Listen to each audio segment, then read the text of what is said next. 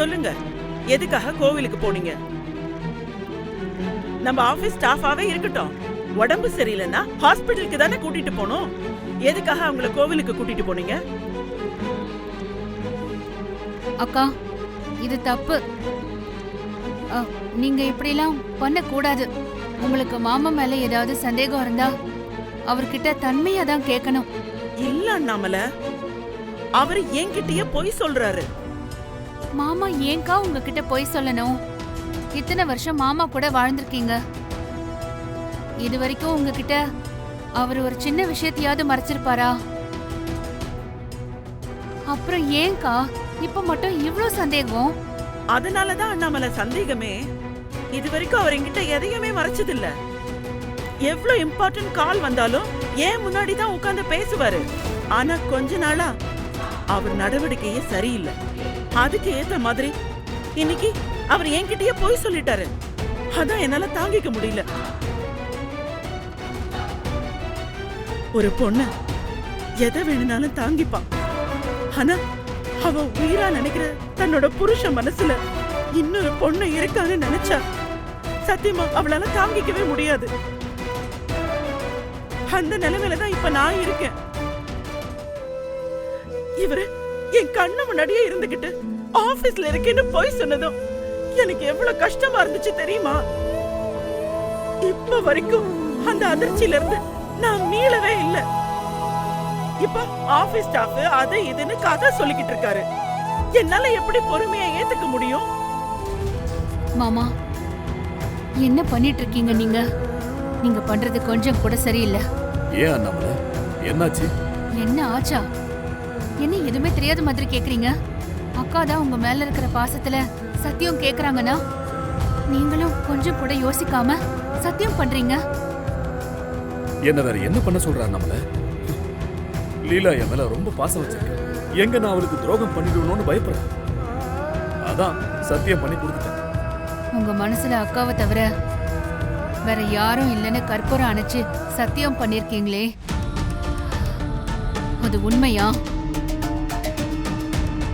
நீங்க பண்றது பெரிய தப்பு. கடவுள் முன்னாடி சத்தியம் பண்றது சாதாரண விஷயம்னு நினைச்சீங்களா? நான் போய் சொல்லலாம் நம்ம. இப்ப மட்டும் இல்ல, எப்பவுமே நான் லீலாவதிக்கு துரோகம் பண்ண மாட்டேன்.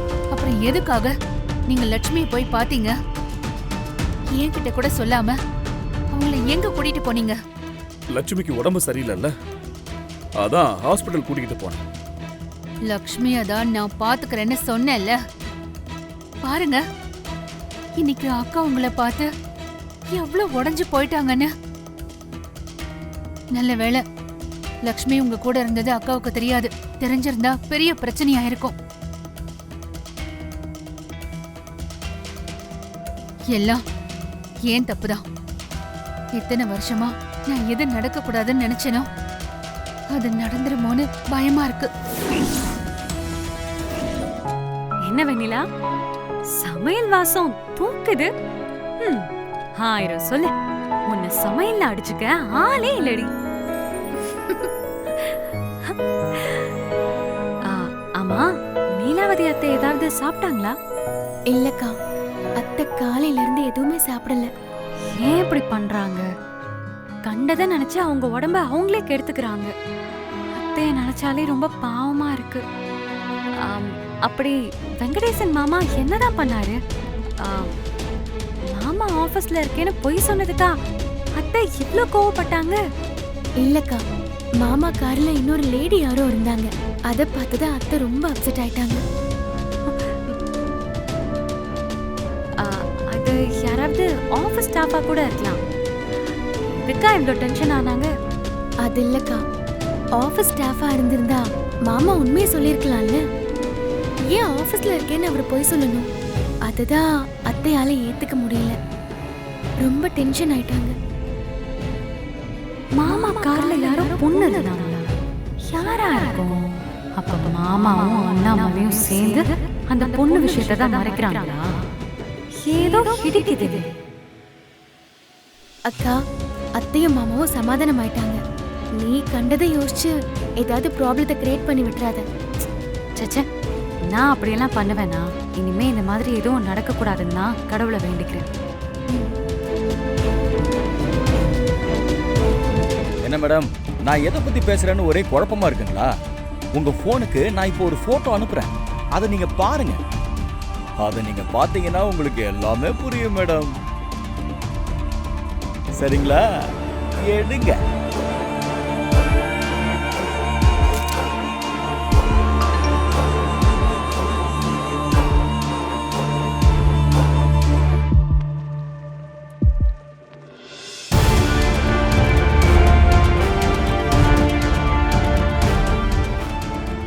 என்ன போட்டோல லட்சுமியும் வெங்கடேசன் மாமாவும் ரொம்ப ரொம்ப அழகா இருக்காங்கல்ல? அவங்க ஜோடி பொருத்தம் சூப்பர் மேடம். இத உங்க லீலாவதி அக்கா மட்டும் பார்த்தாங்கன்னா எப்படி இருக்கும் மேடம்? உங்களை பழி வாங்கறதுக்கு எனக்கு ஒரு சரியான சந்தர்ப்பம் கிடைச்சிருக்கு. அத போய் நான் மிஸ் பண்ணுவேனா? வேண்டாம் துரை, நீ பெரிய தப்பு பண்ற. ஐயோ மேடம், மிரட்டுறீங்களா? பயமா இருக்கு மேடம். இப்படி எல்லாம் மிரட்டாதீங்க, நான் ரொம்ப பயந்துருவேன் மேடம். ப்ளீஸ் மேடம், என்ன விட்டுருங்க மேடம். என்ன மேடம், குடும்பத்துக்குள்ள பிரச்சனை வந்துருமோன்னு பயப்படுறீங்களோ? பிரச்சனை வரும் தான், அதுதானே எனக்கு வேணும். நான் உங்களுக்கு உங்க அக்காவுக்கு மட்டும்தான் அனுப்பலான்னு நினைச்சேன். ஆனா இப்பதான் தோணுது, மொத்த குடும்பத்துக்கும் அனுப்புனா எப்படி இருக்கும்?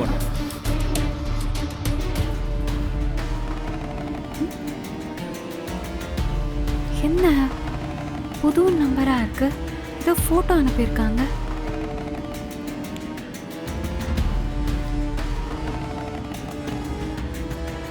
ஏதோ போட்டோ வந்திருக்கு. என்னவா இருக்கும்?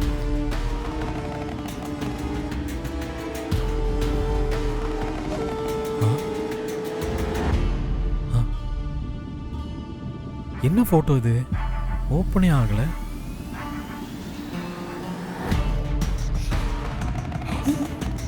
அடச்சே, இந்த வைஃபை கட் ஆயிடுச்சு.